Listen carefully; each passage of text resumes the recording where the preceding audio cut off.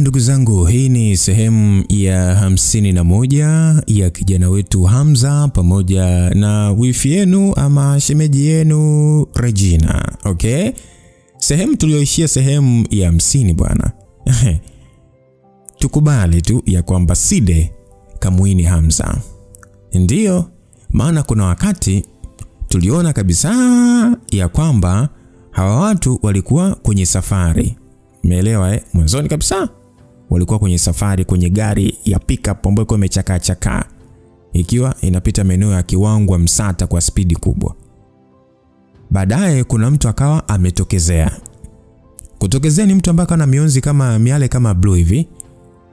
Lakini kwenye hiyo gari tunaamini, tunahisi hao waliokuwa ndani ya gari ya pickup ni Saidi na Lamla.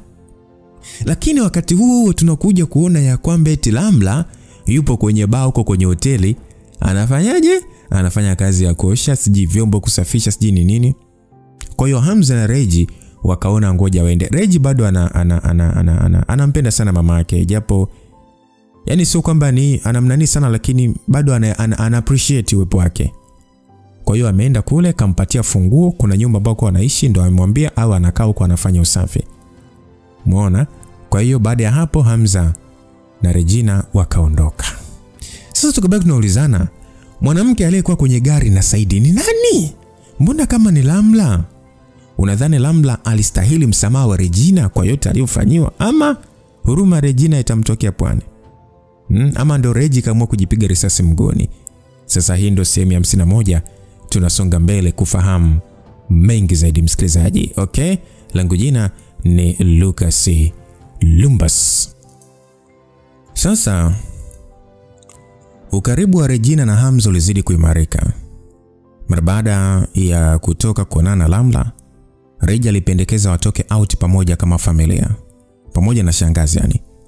Wazo ambalo licha ya kumshangaza Hamza kuona Reji kapata vipi wazo hilo, lakini pia lilimfurahisha sana. Baada ya kutoka kazini, Reji alikwisha mpigia simu shangazi na kumwambia asihangaike kupika usiku, kwani wanaenda kula katika hoteli ya hadhi ya nyota 5. Na shangazi ya kupinga. Hata kama alipendelea kula chakula anachopika mwenyewe, lakini kwa ajili ya Hamza na Reji kuwafanya kuwa pamoja zaidi alikubali. Siku iliyofuatia Reji aliwahi kurudi kutoka kazini na alimwambia Hamza alikuwa akitaka kupika siku hiyo, hivyo waende supermarket pamoja kununua mahitaji. Japo wazo hilo lilimtisha Hamza kutokana na uzoefu aliopata mara mwisho kutokana na chakula alichopika Reji, lakini hakuwa na namna kukataa. Wakati akiwa supermarket, waliweza kukutana na Eliza ambaye pia alikuwa ananunua mahitaji ya kwenda kupika nyumbani, na Reji alishangaa. Lakini ndio alikuja kujua Eliza alikuwa amehamia karibu na mtaa anaoishi. Kwa sababu Eliza alikuwa peke yake, Reji alipendekeza waende wakapike nyumbani chakula cha pamoja. Japokuwa Eliza alisita kutokana na uhusiano wake na Hamza, lakini Reji alionekana kutokujali sana juu ya mahusiano yao na alitaka aende kama mfanyakazi mwenzake. Sasa hiyo ilikuwa ni pona ya Hamza kula chakula kibaya siku hiyo, kwani Eliza alimfundisha Reji kupika chakula kitamu. Usiku Hamza alimsindikiza Eliza mpaka nyumbani kwake, ambapo hakuondoka mpaka alipohakikisha amepasha mwili joto na kazi ilifanyika haswa. Na Eliza aliishia kumsifia Hamza kwa uwezo wake mkubwa kwenye 6 kwa 6. Hamza pia hakusahau kuendelea kumlegeza Reji taratibu. Siku hiyo akiwa wameketi juu ya jumba lao, sehemu maalum ya kupumzikia, Hamza kuwa nyuma kuelezea hisia zake. Wife, unajua mwanzo nilikuwa nikivutiwa zaidi na muonekano wako, lakini sasa hivi nadhani kuna kitu kingine zaidi kinachonivutia. Nakupenda sana, tena zaidi ya sana. Hata kama uwe mzee, sitaacha kukupenda. Aliongea Hamza akiwa na Reji wakati wakicheza karata. Acha maneno mengi bwana, maana najua wewe ni mwongo sana. Kwa nini nidanganye, Kama sikupendi kweli, nipigwe na radi mpaka nife. Unanipendea nini? Chakula nilichopika ni kibaya. Siku ile ulijikaza hata kukimaliza tu, lakini ukadanganya na kusema ni kitamu. Wewe kama sio mwongo nani sasa?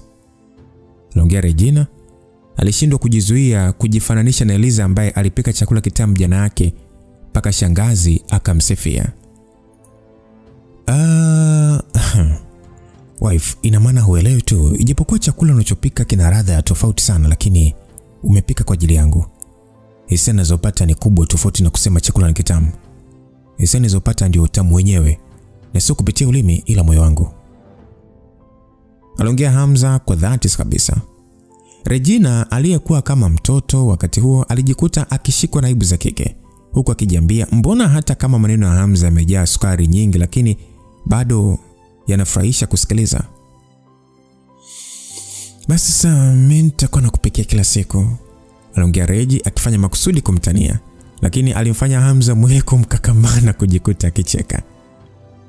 Anyway, hilo ni wazo zuri sana mke wangu. Lakini kwa jinsi ulivyokuwa busy, haina haja ya kunipikia kila siku. Unaonaje kuwa napika mara moja moja? Nilijua tu unanichezea akili. Utakula chakula changu.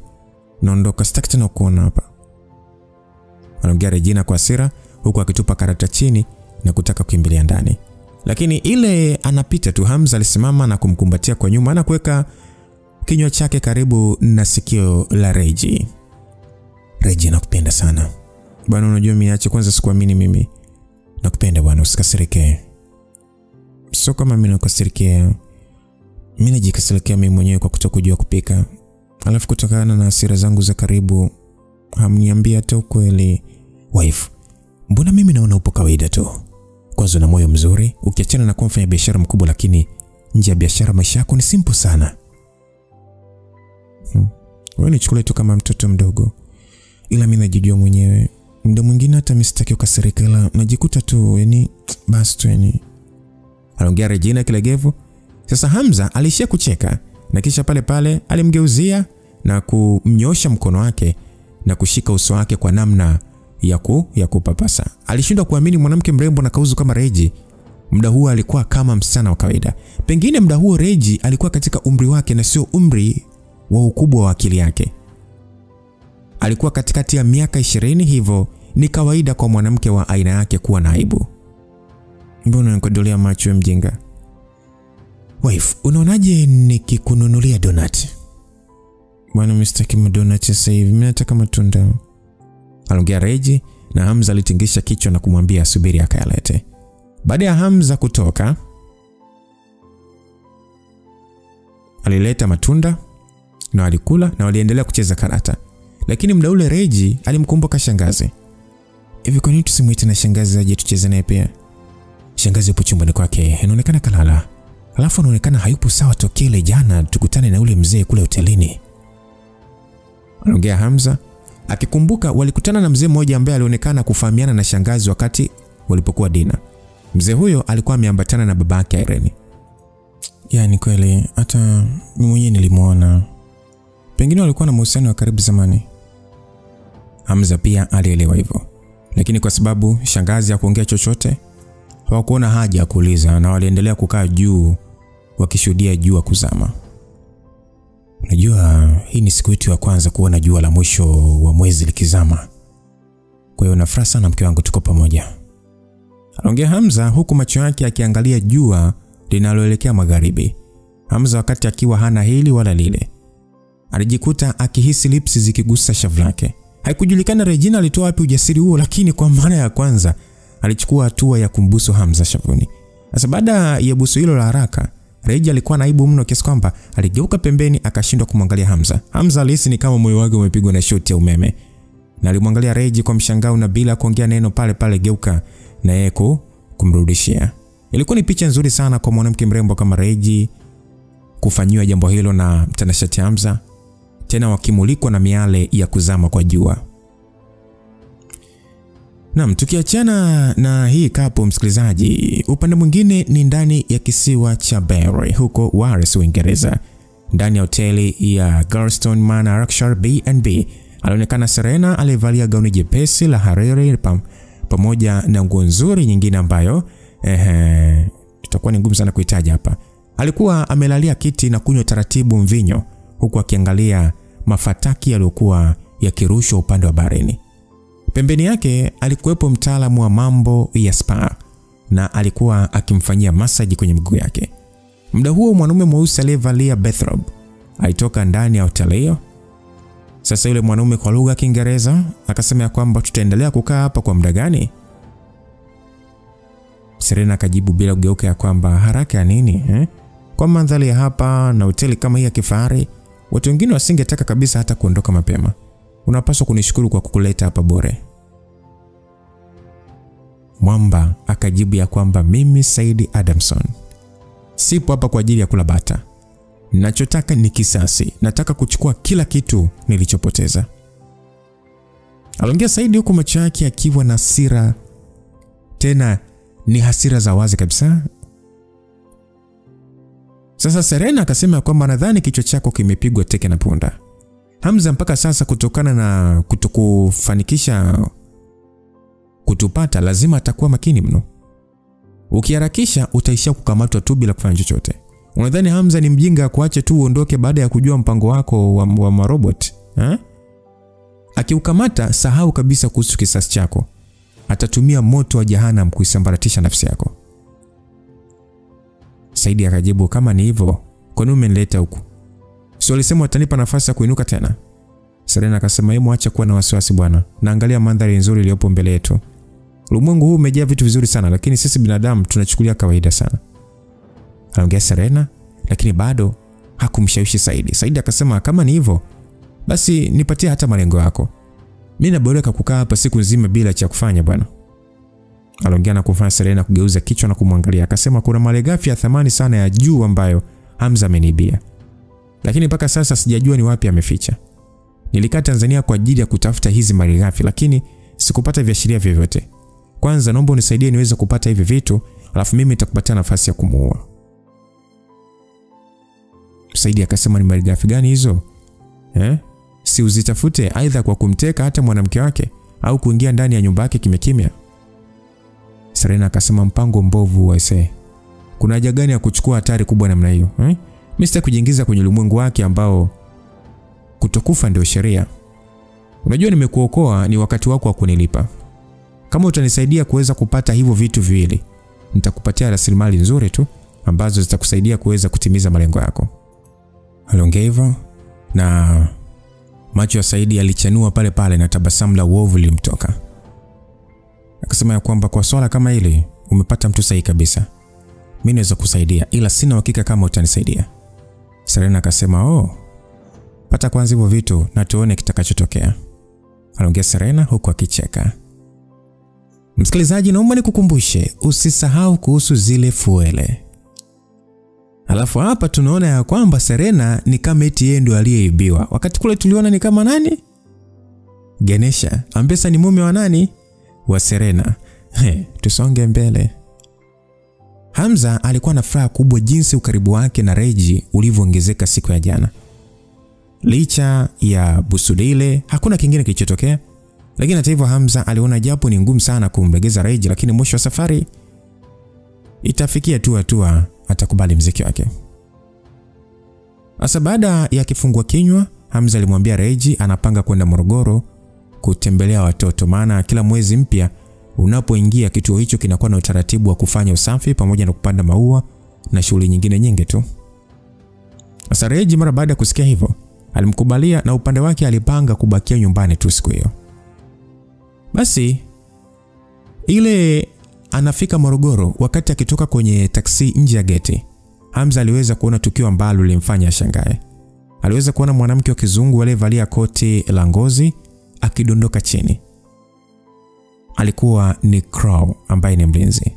Crow alikuwa amepokea kichapo kutoka kwa mwanamke mrefu aliyevalia koti la rangi nyekundu, huku nywele zake zikiwa zimeachia na kufunika mabega yake yote.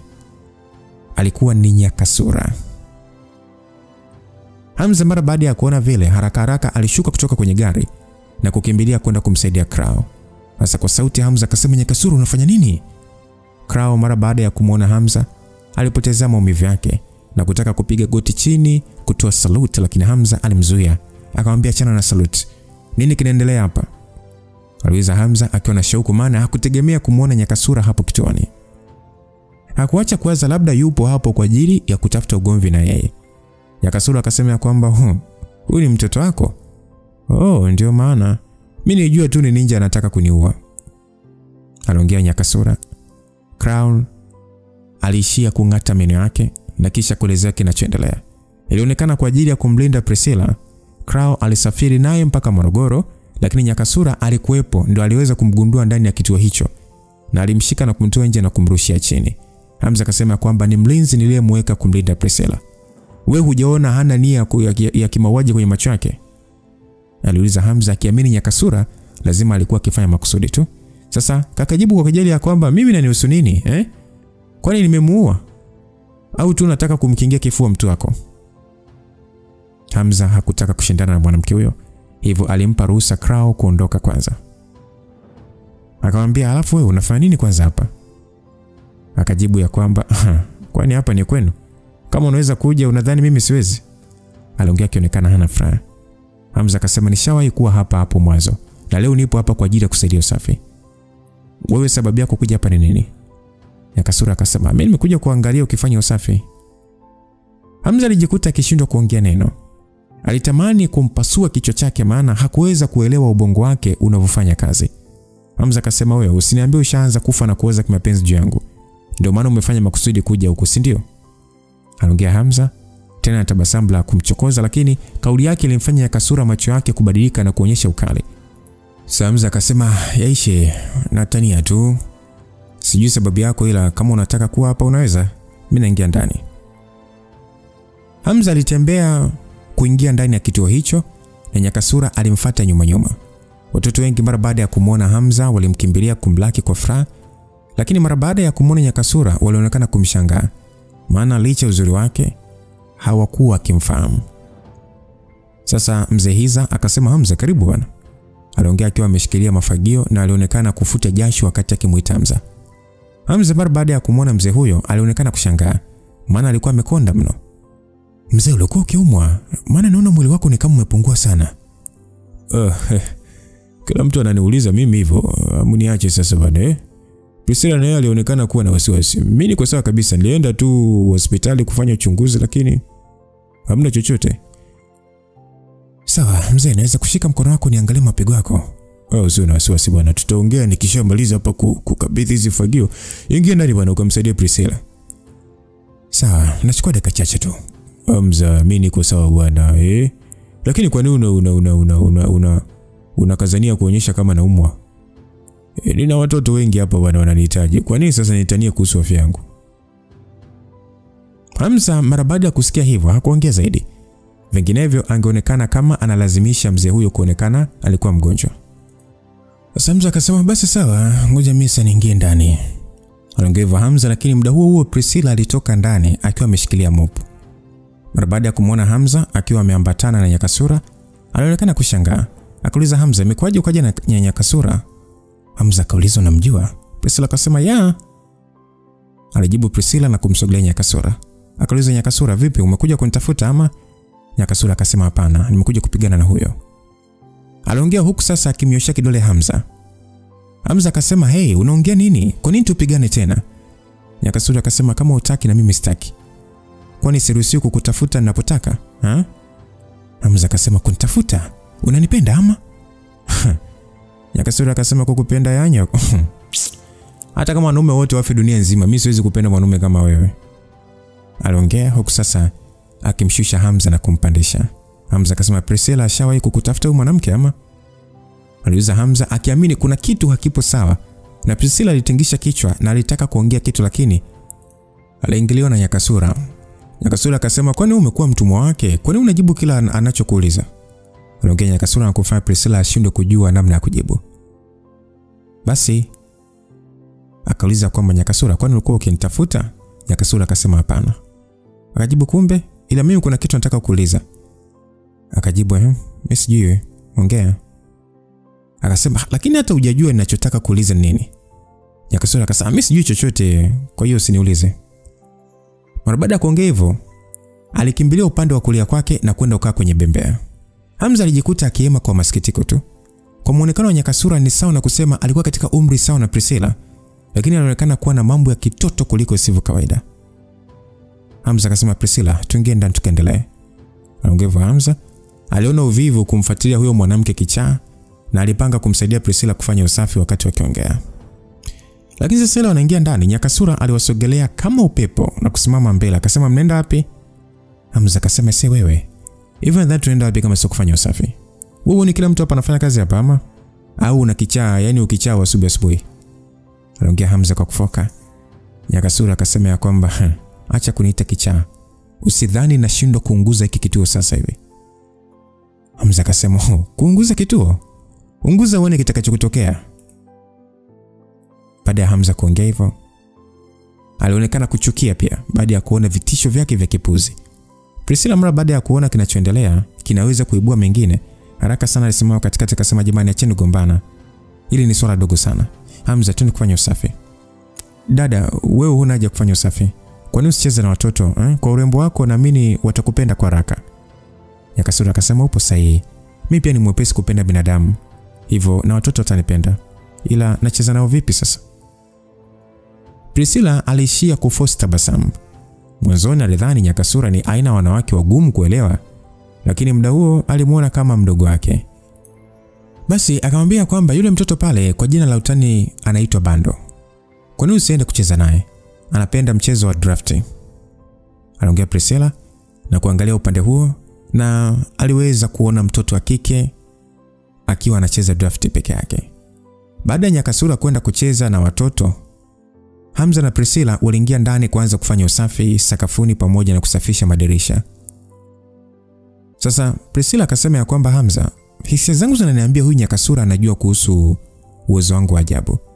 Hamza akasema, kwa nini unaongea hivyo? Priscilla akasema, unakumbuka nilikwambiaga siku ile niliweza kumkimbia Saidi kwa sababu ya mwili wangu kushika moto? Ukweli tokea nikiwa mtoto nilikuwa nikipenda sana kucheza na moto. Na hata nikiweka mkono karibu na miale mimi sijawahi kuungua kabisa. Na kama nina kovu au mikono yangu ni migumu, nikiweka tu karibu na moto inalainika. Aliongea Priscilla kwa kirefu, na Hamza baada ya kukumbuka alijikuta akimshangaa. Alikuwa ashasahau kabisa kuhusu ile swala.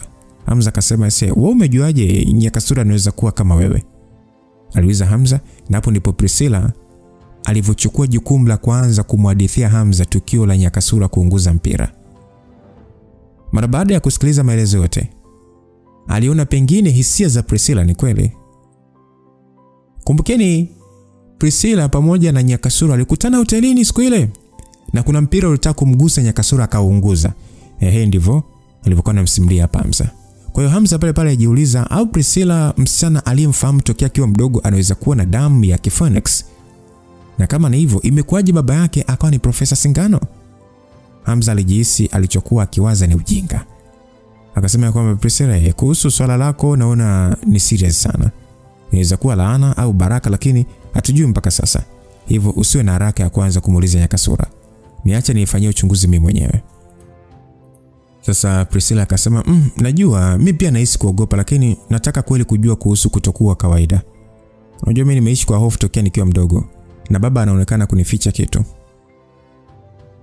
Na Hamza pale pale hakutaka kupoteza muda. Alimpigia simu Sally na kumpa maelekezo ya kumfanyia uchunguzi Nyakasura kuangalia kama kuna uhusiano wowote na Priscilla. Hamza kauliza kwamba, Priscilla, una kitu chochote unachomiliki ambacho sio cha kawaida ulichoachiwa na mama yako? Priscilla akasema, kwa nini unauliza hivyo? Nina kidani ambacho niliambiwa nilikutwa nacho shingoni. Aliongea Priscilla huku akimuonyesha Hamza. Hamza aliangalia kidani kile na alionekana kushangaa kidogo, kwani madini yake yalionekana kutokuwa ya kawaida. Alikipiga picha na kisha akamtumia Sally na kumpa maelekezo mengine kufuatilia kama kuna uhusiano wote wa muundo wa kidani hicho na Nyakasura. Baada ya mawasiliano hayo, Hamza alimwambia Priscilla asifikirie sana kuhusu hilo swala. Hivyo waliendelea kufanya usafi mpaka mchana wakati wa chakula ulipoadia. Muda ule wanatoka, walisikia kilio cha mtoto, na Hamza mara baada ya kugeuka aligundua ni Bando ndiye aliyekuwa akilia, na walikimbilia upande huo kuona kinachoendelea. Nyakasura alikuwa amekaa huku uso wake ukionekana kutokuwa na furaha, akimwangalia mtoto huyo kwa namna ya kushindwa kumbembeleza.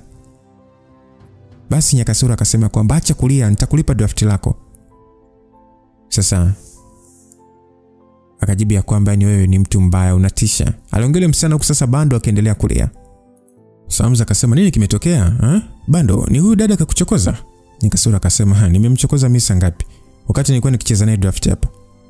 Aliongea Nyakasura, lakini Bando alimkimbilia Hamza na kuendelea kulia.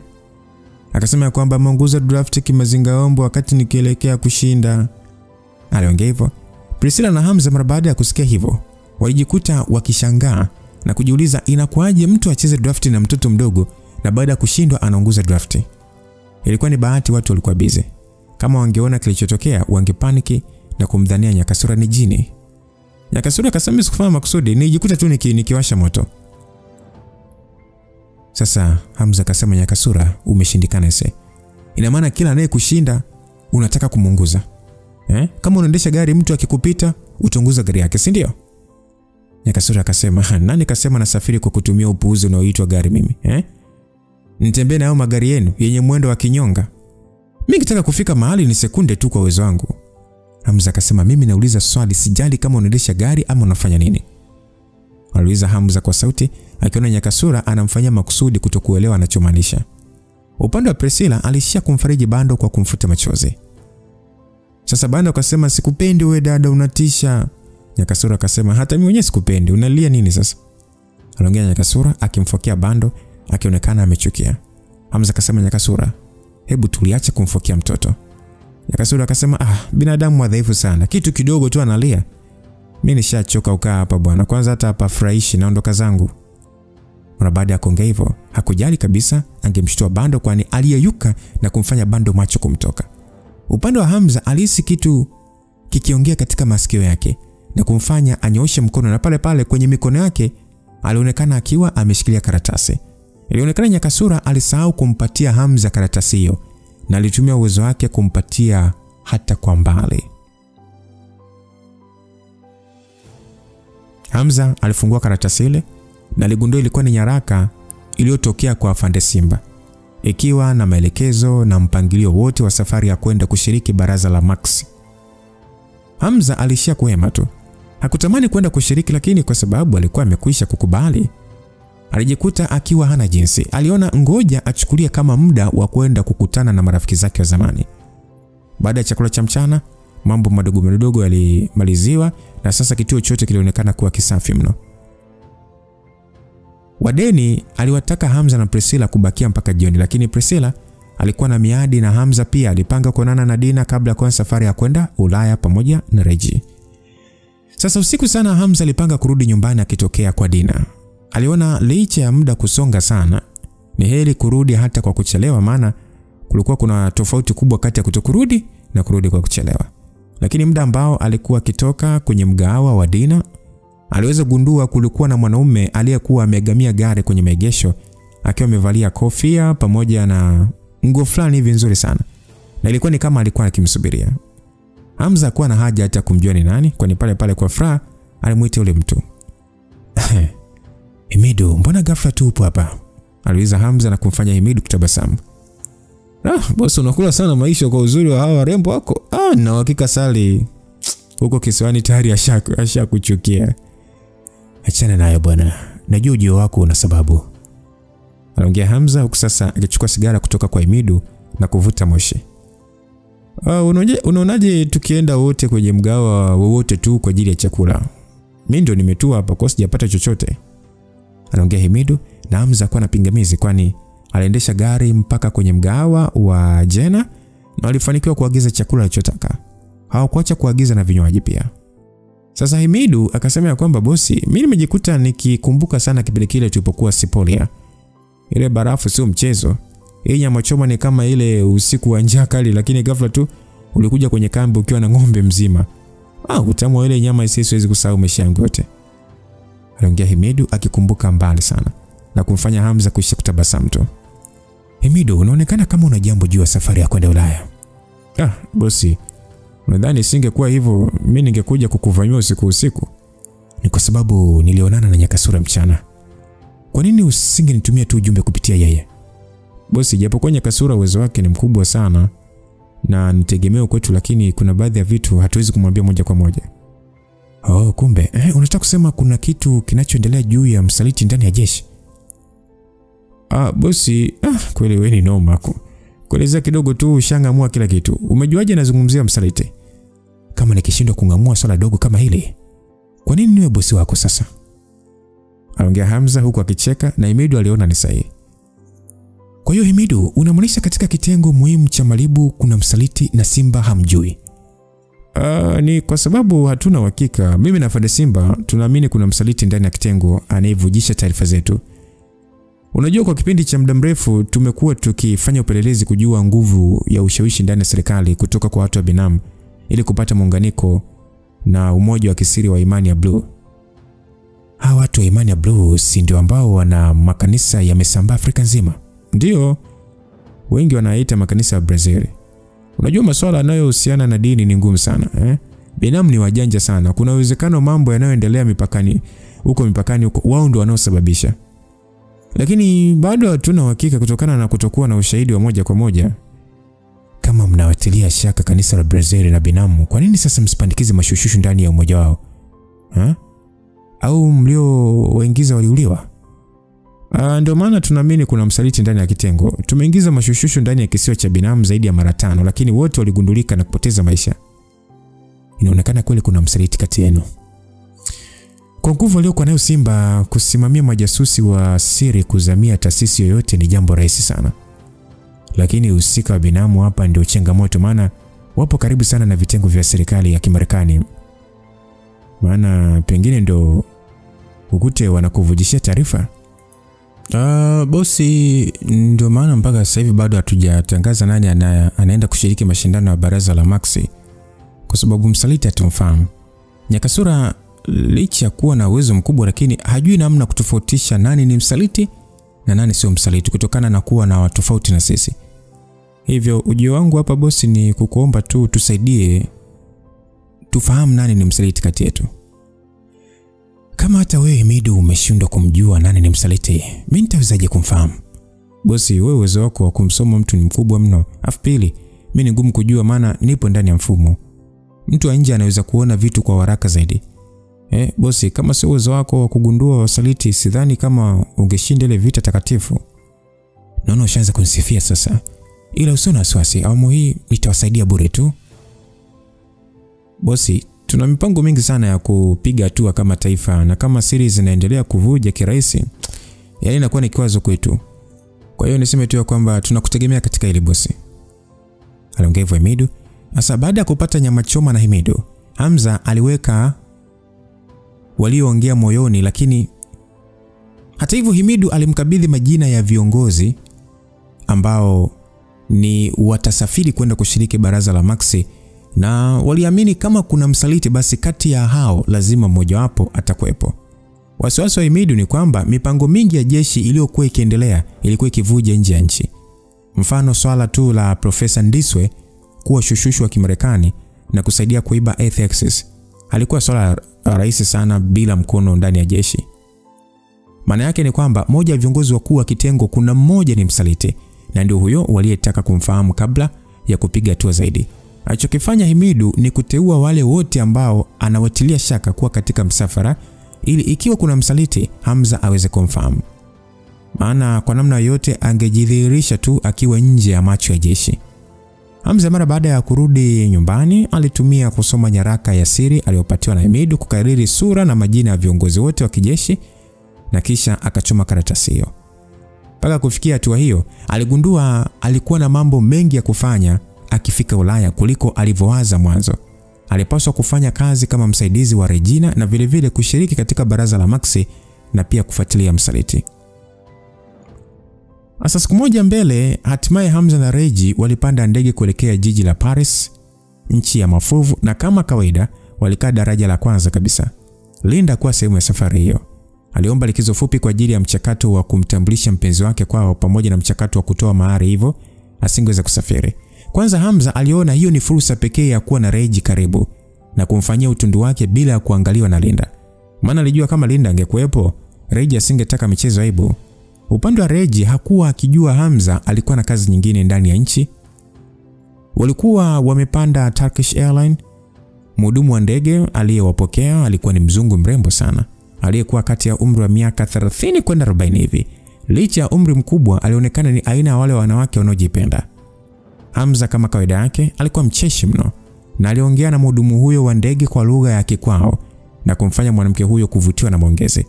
Regina mara baada ya kuona Hamza alivyokuwa busy, akiongea na mwanamke huyo, alijikuta akijikaliza zake kimya tu, akikosa kabisa mudi ya kuangalia nyaraka za kibiashara.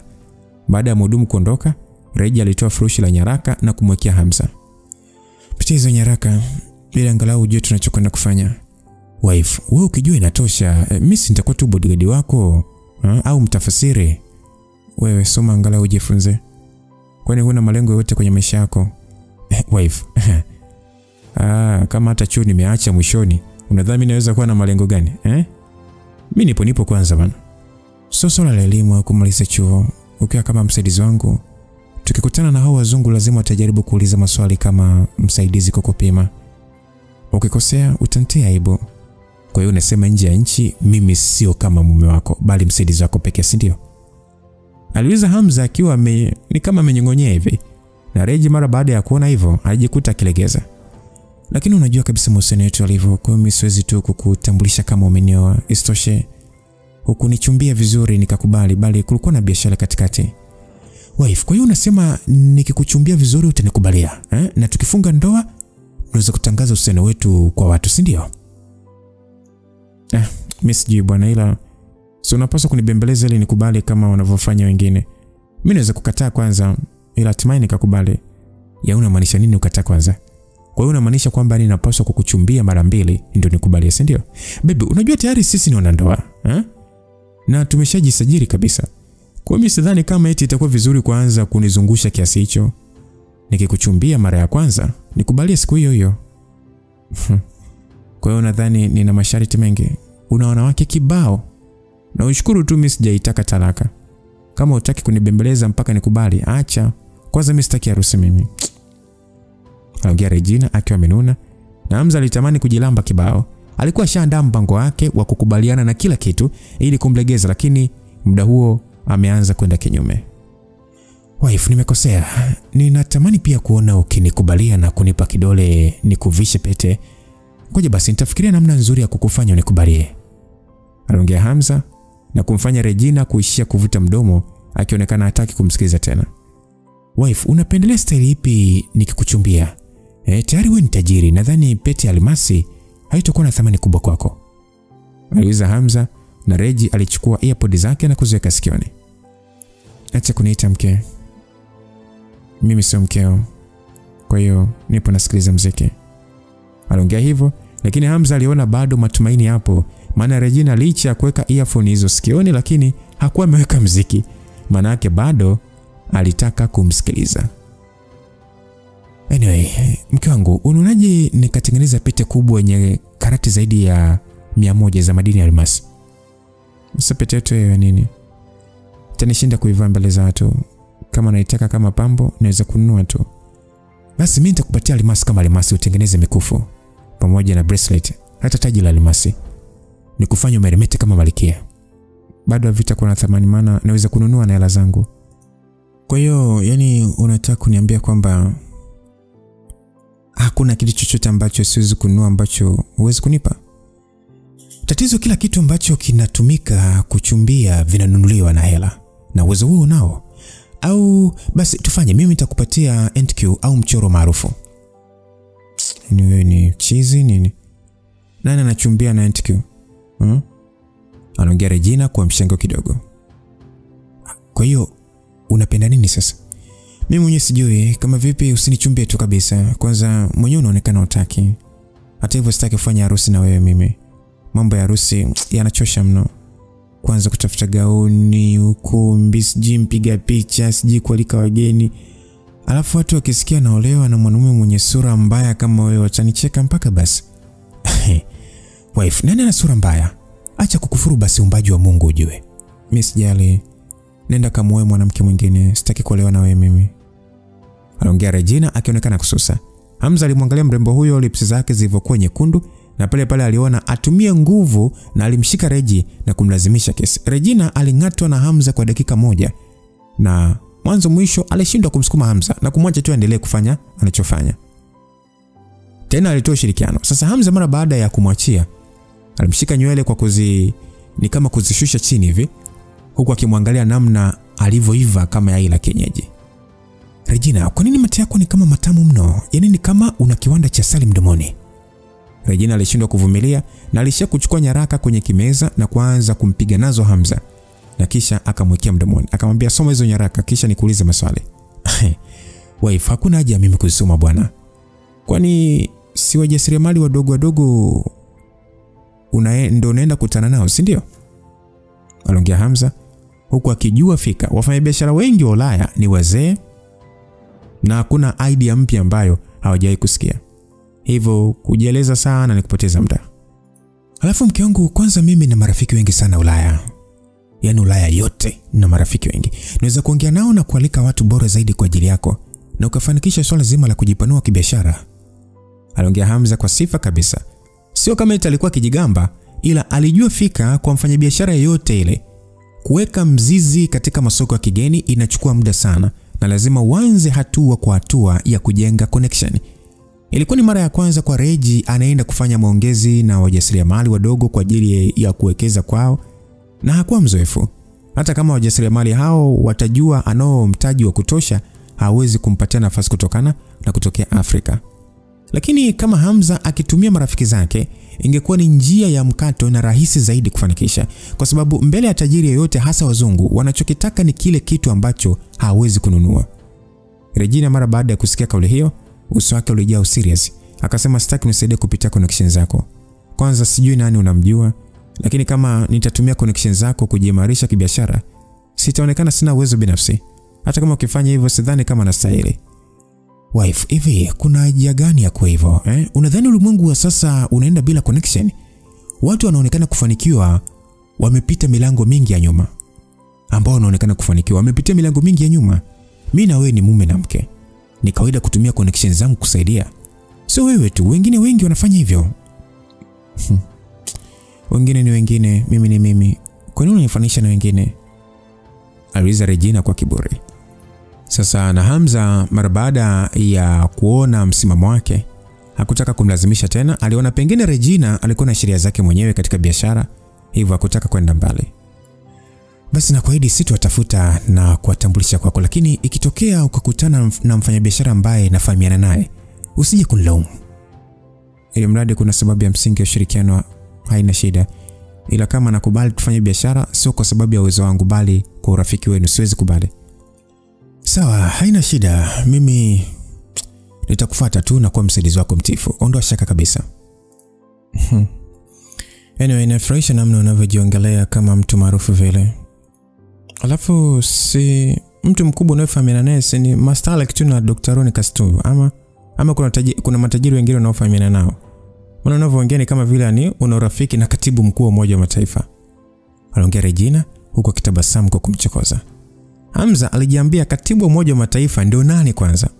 Hata hivyo hakutaka kumuelezea sana mrembo huyo na kubakia kimya. Isitoshe hakuwa mtu anayependa umaarufu. Nusu saa mbele Reji aliacha kuuliza maswali na alipitiwa na usingizi. Namna alivyokuwa amepotelea usingizini alizidi kuwa mrembo. Hamza alishia kuomba blanketi kutoka kwa mhudumu na kisha kumfunika, na mhudumu alionekana kumuonea Hamza wivu.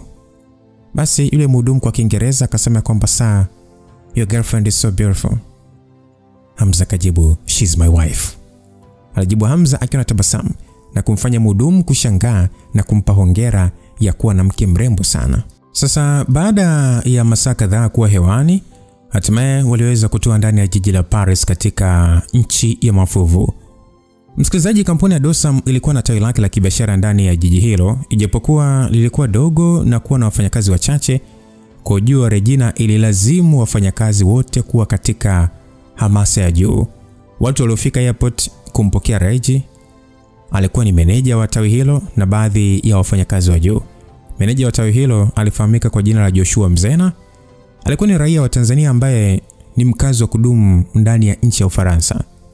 Alianza kufanya kazi Paris chini ya ubalozi wa Tanzania na baadaye ndio alifanywa kuwa meneja wa kampuni hiyo tanzu. Japokuwa umri wake ulikuwa ni zaidi ya miaka 40, lakini alionekana kuwa ni mtu ambaye ni mwenye kujijali mno.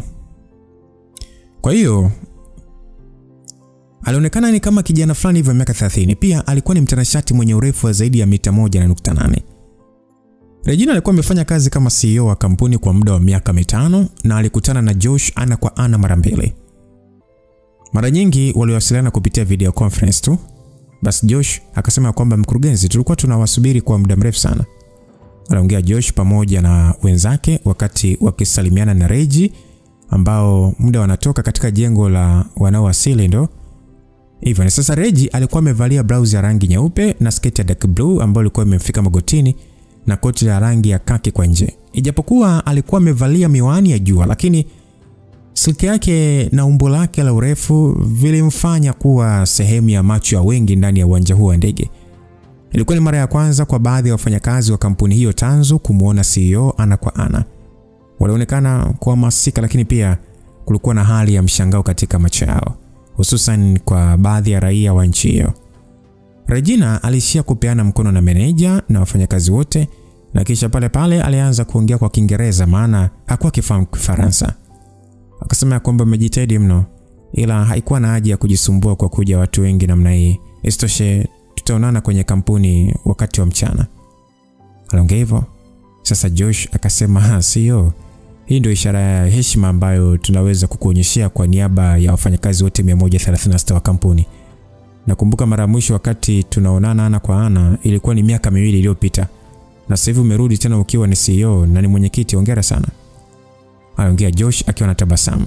Reggie akasema, tuondokeni kwanza, tutaanzia kufikia hotelini. Josh akasema sawa. Josh alitikia hivyo, na muda huo sasa alimwangalia Hamza na tabasamu, na kisha akaongea akasema, wewe kama sikosei utakuwa Hamza msaidizi, si ndio? Mimi jina langu naitwa Joshua Mzena. Wengi wanafupisha kwa kuniita Josh tu. Nimesikia sana kuhusu habari zako kwa muda mrefu. Hamza alijiwazia pale, hajafanya kazi kwa muda mrefu ndani ya kampuni ya Regina. Inakuaje huyo bwana akasema amesikia jina lake muda mrefu? Isitoshe hata ndani ya kampuni kwa kipindi alichodumu hajafanya kazi kubwa. Sasa akasema ya kwamba, meneja Josh, nimesikia pia wewe ni mmoja wa wafanyakazi muhimu ndani ya kampuni ya Dosam baada ya Regina. Shukrani kwako. Sasa hivi kampuni ya Dosam inafahamika nje ya nchi. Nimelisikia jina lako kwa muda mrefu pia. Jamaa akacheka akasema, Mr. Hamza, unanipaka mafuta kwa mgongo wa chupa bwana. Mimi nawezaje kupokea hizo sifa ili hali sisi ni kama walinzi tu ndani ya kampuni na kazi yote anafanya mkurugenzi? Tumefeli kutoa mchango mkubwa na kumsababishia mkurugenzi kuweka juhudi kubwa. Kwa hiyo kila siku tunamshukuru mkurugenzi kwa kuendelea kutuvumilia na imetufanya kuwaza namna gani tunaweza kulipa ukarimu wake. Hamza mara baada ya kusikia hivyo alitamani kucheka. Ilionekana bwana huyo alikuwa akiujulia uchawa, maana sio kwa kuirudia jina la mkurugenzi mara nyingi katika sentensi moja. Asa muda ule Reggie na Hamza walitembea na kwenda kuingia kwenye gari aina Mercedes Maybach S680 na kuchukuliwa mpaka kwenye hoteli ya Four Seasons karibu na mtaa wa George Avenue. Four Seasons, msikilizaji, ni moja ya hoteli ya kifahari ndani ya jiji la Paris. Kwa utajiri wa Reggie hawazi kabisa ni siku ngapi za kukaa ndani ya hoteli hiyo. Isitoshe kwake yeye ni mchumi zaidi. Asilimia kubwa ya mabilionea walikuwa na majumba nje ya nchi, lakini yeye hakuwa na nyumba yoyote nje ya nchi. Hamza mara baada ya kuingia ndani ya hoteli hiyo alidhania wataenda kukaa ndani ya chumba kimoja, lakini Reggie aliagiza vyumba viwili huku akichagua chumba cha kifahari, na upande wa Hamza chumba chake kilikuwa cha kawaida tu. Lakini hata hivyo Hamza hakujali sana. Alijiambia akitaka si ataenda tu kumgongia mlango na kuingia ndani na kuchukulia fursa ya kuja Paris na mrembo huyo. So Hamza alijiambia piga chini safari hii ya Paris. Ndio kuimarisha uhusiano wake na Reggie. Mara baada ya kuweka mizigo, Reggie hakuwa na muda wa kupumzika. Baada ya kubadilisha, alipanga kwenda ofisini kwa ajili ya kikao na wafanyakazi haraka iwezekanavyo. Hamza hakupinga. Na haraka za Regina ambaye hakujali alikuwa ndani ya jiji la mapenzi, lakini bado anawazia kazi tu. Wawili hao waliweza kufika ofisini, makao makuu ya tawi la kampuni hiyo, na walipokewa na Joshua vizuri tu, na kikao kiliendelea na kuisha saa 1 kamili za jioni. Asa Joshua alisema ya kwamba, mkurugenzi, baada ya kusikiliza mafundisho yako tumepata kujifunza vitu vingi mno. Tumeweza kufanikiwa kujua vipi ni vipaumbele vyetu na malengo kwa kazi zinazotusubiria. Ni muda wa chakula cha usiku huu, na kwa kujishusha mkurugenzi, naomba unipe nafasi ya kuwakaribisha wewe na msaidizi wako kwenye mgawa niliokwisha kuweka oda. Ni moja ya migawa maarufu sana ndani ya Paris na nilifanya booking miezi miwili iliyopita. Aliongea Josh na kumfanya Regina kumwangalia Hamza. Akauliza, vipi unaonaje? Hamza alionekana kutokuwa na pingamizi. Hamza akasema, meneja, mgao unaozungumzia ni ule wa kule Square ama? Aliuliza Hamza, na kauli yake ilifanya Josh kushangaa. Akasema, ndio bwana Hamza, umeujuaje Ni pale Place des Vosges pale ndani ya Marais District. Jamaa akasema, kumbe. Sema na njia sana. Hebu simamisha gari kwanza. Nimeona pale wanauza hot dog. Nataka ninunue nipunguze njaa wakati tukiendelea na safari. Aliongea Hamza. Msikilizaji, hot dog ni aina ya sausage. Asa baada ya dereva kusimamisha gari, Hamza alishuka haraka na kwenda kununua hot dogs mbili na kurudi huku sasa kitafuna. Akasema, tondoke sasa. Aliongea. Reji alishia kukunja sura tu, maana baada ya kuingia nazo harufu ilijaa ndani ya gari. Joshua akasema kwamba, Hamza, ushawahi kufika hapa Paris? Unaonekana kupafahamu vizuri. Aliuliza Josh, na Hamza aliyekuwa akiendelea kushambulia sausage zake alishia kutingisha kichwa. Akasema kwamba sio mbaya, ni tamu mno. Aliongea Hamza. Upande wa Reji alijua Hamza alikuwa yupo vizuri kwenye kuongea Kifaransa, lakini hakujua kama pia alikuwa akilijua jiji la Paris vizuri sana. Reji akasema kwamba huko Square ndio wapi? Hamza akasema kwamba tunaita Henry Royal Square. Unaweza kaita Henry IV Royal Square. Mwanzoni kipindi cha mapinduzi paliitwa Paris Commune, ila baadaye katika karne ya 19 jina libadilishwa na kuwa Place des Vosges. Aliongea Hamza kikawaida kabisa. Paka Josh mwenyewe akasema, Hamza, kweli unaonekana kuifahamu Paris na historia ya nchi yake. Aliongea Josh, mdau akijua sasa Hamza ambaye alionekana kusinzia wakati wa kikao hakuwa mwepesi. Regina alionekana kuvutiwa. Ukweli ni kwamba maisha yake yalikuwa ni kusoma sana kwa ajili ya kurithishwa kampuni, na hata baada ya kumaliza kusoma moja kwa moja alipewa kampuni kuongoza na hakupata muda wa kusafiri kwa ajili ya mapumziko. Alikuwa na hela sana, lakini hakupata muda wa kufurahia utajiri wake. Lakini bado alikuwa ni msichana mdogo na alitamani sana kusafiri. Lakini sio kusafiri tu, kupiga picha, kufanya shopping na kucheza. Kama Hamza alikuwa na uelewa wa maeneo mengi ya Paris, aliona hiyo si ni fursa kabisa ya kumtembeza. Reji akasema, kwa sababu unajua Paris vizuri, unaonaje ukiwa tour guide wangu? Aliongea Reji. Hamza bana baada ya kusikia hivyo hamasa ilimvaa pale pale, na asingeweza kupinga kama Reji yupo tayari kuachana na kazi na kuamua kufanya matembezi. Sawa bosi, hakuna tatizo kabisa kwenye swala hilo. Nitakutembeza maeneo yote kuanzia leo. Mimi ni tour guide mzuri sana. Likija swala la kula bata, sidhani kama kuna nini piko. Kweli? Usione wasiwasi kabisa. Yaani hapa ni mission complete kabla ya kwanza. Aliongea Hamza kwa kujisifia huku akimalizia sausage yake. Regina alijikuta akijawa na shauku kubwa, lakini hakutaka kuonyesha waziwazi. Reji akasema, meneja Josh, nitarefusha siku 3 za safari yangu hapa. Aliongea Regina. Asa Josh upande wake alikuwa kwenye majuto. Alipanga kuwa tour guide kwa bosi wake ili kuongeza ukaribu wake na hata kunufaika, lakini Hamza kaamua kumwibia nafasi yake. Hakuwa na furaha kidogo. Saa moja mbele waliweza kufika nje ya mgahawa uliofahamika kwa jina la T Ambrosia.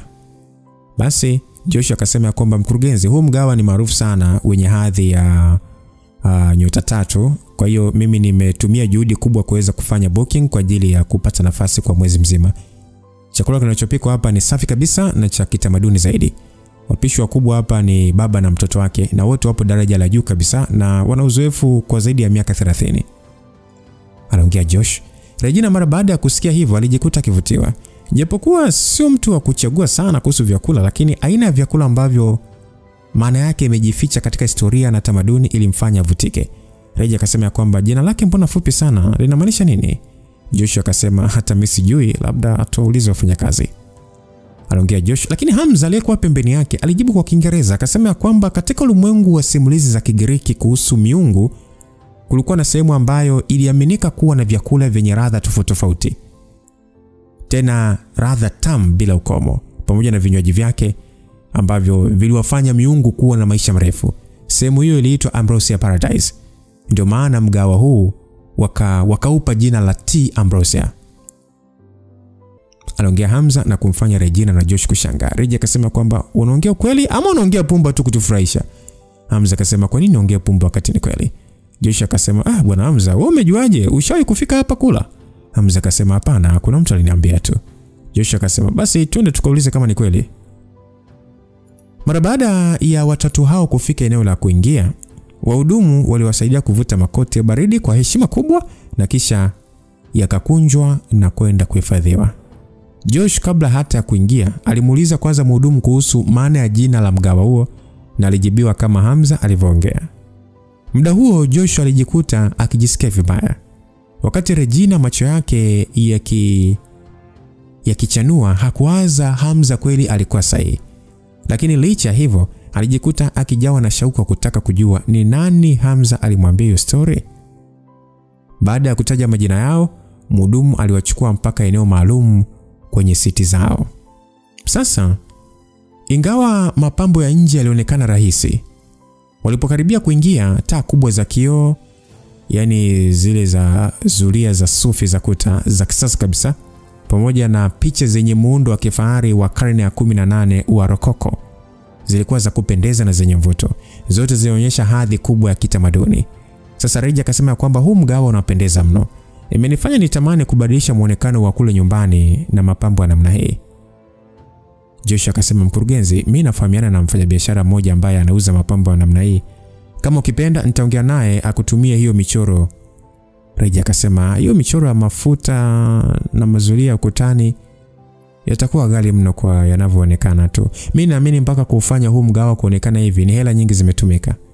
Josh akasema kwamba lakini mkurugenzi, kwa hiyo hela si hesabu tu. Hamza akasema, meneja, hivi kwanza unajua ni wapi hizi tapestry zinatokea? Aliuliza Hamza. Akajibu kwamba si tapestry kama tapestry, kuna haja kujua zinapotokea. Basi Hamza akajibu kwamba hizo ni Abson tapestry. Baada ya karne nyingi kupita zimekwisha kuwa antiques. Blanketi za kale kutoka Abson zilizosheheni tamaduni ya karne. Unadhani ni kitu ambacho unaweza kununua kwa sababu tu na hela? Aliongea Hamza. Josh alishia kushikwa na aibu tu. Angejuaje hayo yote sasa kama sio Hamza kumuonea? Ijapokuwa alishawahi kuja kula hapo mara moja, lakini hakuwahi kuwaza hayo mapambo uhalisia wake ni wakale mno. Regina alishakumwangalia Hamza tu kwa macho ya maswali mengi. Aliona tokea sekunde ambayo walitoka nje ya mipaka Tanzania, Hamza ni kama amefika nyumbani. Muda huo wakati wakisubiria kwa ajili ya kuagiza chakula chao kuandaliwa, mwanaume mzungu aliyevalia suti na viatu vya kung'aa aliwasogelea.